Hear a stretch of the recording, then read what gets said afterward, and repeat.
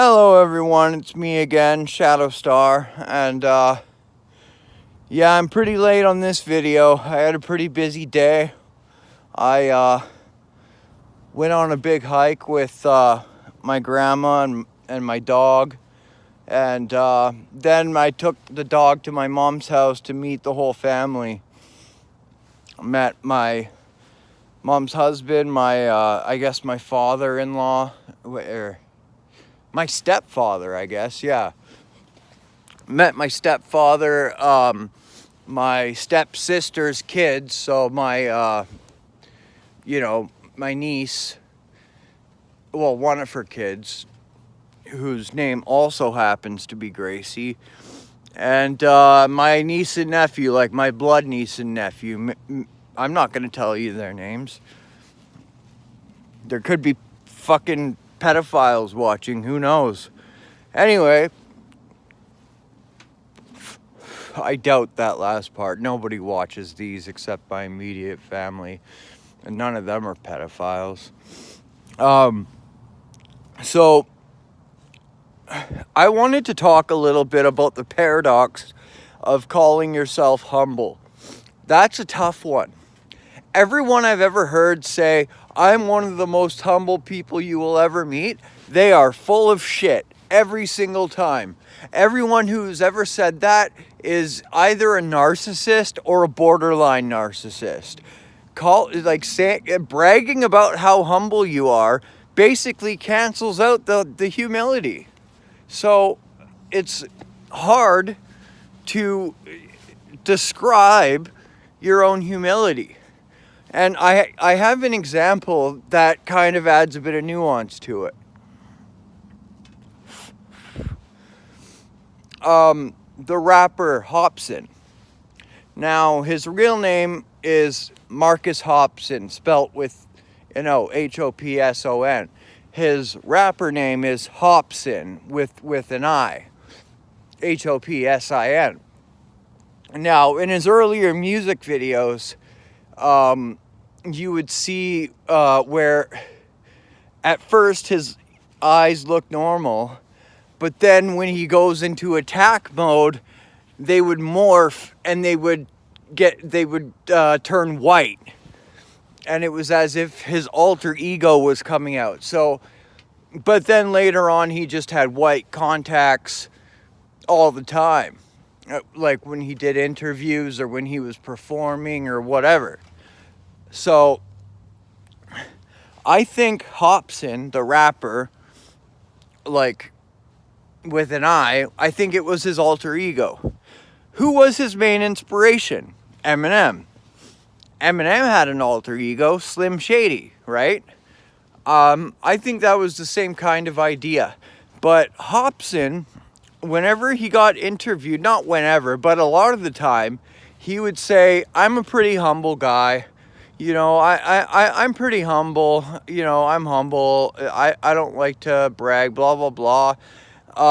But if you listen to his music, it's not humble at all. He talks about how he's, gotta be dominant. And there's so many quotes of his I could use where he's not being humble at all. He's talking about how awesome he is and how superior he is to all these other fake rappers, which, by the way, was true. Like, Hopsin in his glory days, he was the king, man. He was awesome.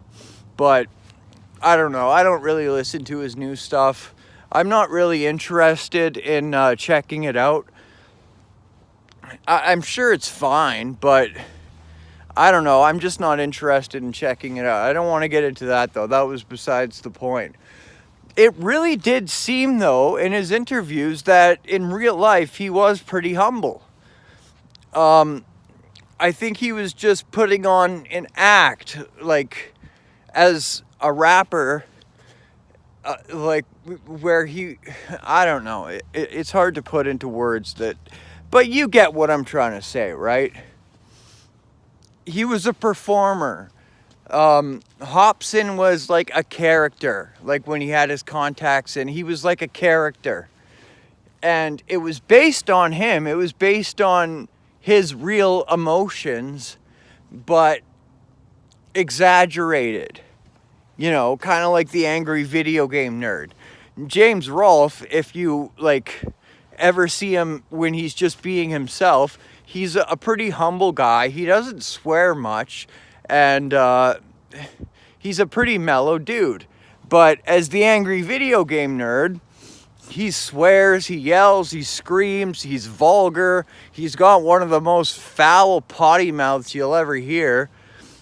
And yeah, I mean, it's like that sort of thing. I don't know why I felt compelled to bring that up, but I did, so there's that. Do with it what you will. So, I don't know. I don't really have any hot takes today. I'm going to do a lot of different videos where I talk about topics. I remember why I brought up the humility thing, because I give my takes on things, but I realize that most people don't even know who I am. But even if they did, they don't really give a shit what my takes on these different subjects are. It's not like I'm some famous person and they're just dying to know what I think. Like, please, Shadowstar, tell us what to think. We don't know. We can't think for ourselves. No, like my immediate family cares what I think, because they think my ideas are interesting, because they think I'm interesting, because they care about me. They have a reason to care about me. Most people don't. So, but like I said, I'm doing these videos for myself. Even if no one watched them, I would still do them just to stay accountable. I still haven't gotten my ass to an AA meeting, and that's a problem. It's one thing to say you're going to do something, but until you actually do it, it means nothing. That's one of the main reasons I wanted to make these videos, because it keeps me accountable. And right now, I'm being accountable. I'm saying I'm dropping the ball here. I haven't gotten my ass to a meeting. Usually I wake up too late. I want to go to the nooner because I could bring my dog there. But, I mean, maybe I'll set an alarm tomorrow and I'll try to get my ass down to the nooner. And then my dog can meet a bunch of alcoholics. She'll love them, I'm sure, and they'll love her too. So, yeah, I just got done having a smudge ceremony in the park. Enya told me not to be too long, but a wise elder once told me, when you're in ceremony, don't pay attention to the time. There is no time. You're in a world between worlds.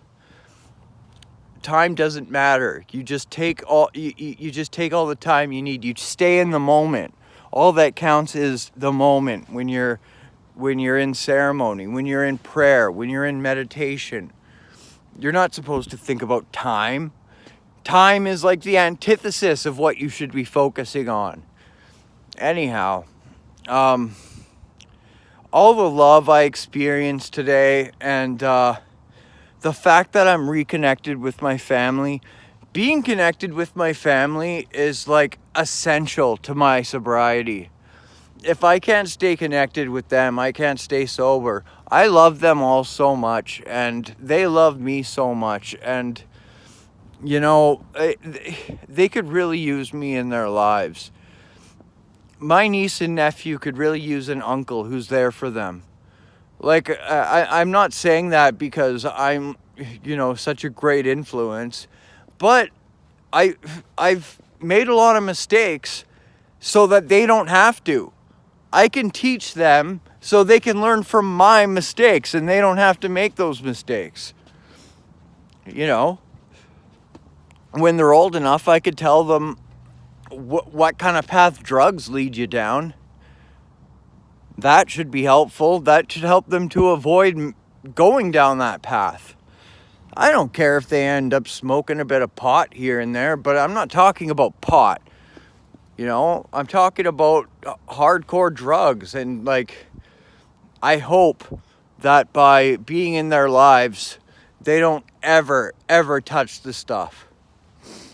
But I also hope that I can just be there for them, just to help them through the things that naturally come from growing up. And also, I'm a neutral party. I'm not going to get them in trouble for anything they tell me. So they can tell me anything. You know, if they tell me they're being mistreated or they're being molested or they're being bullied or anything like that, then yeah, I'll have to tell somebody, or I'll have to go find whoever's doing it.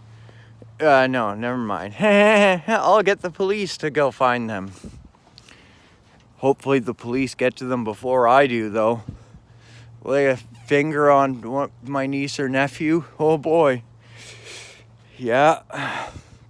You wouldn't want me to be around you at that point.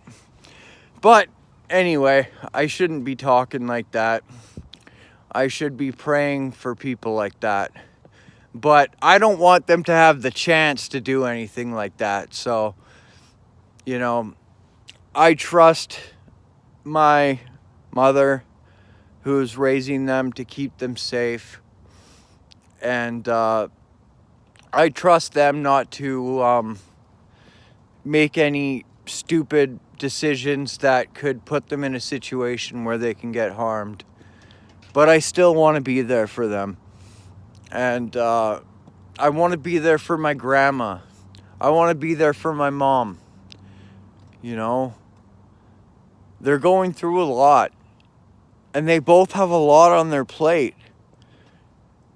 And how selfish is it of me to sit around the house and do nothing while they're out, like, they're wearing themselves so thin they can barely handle it all.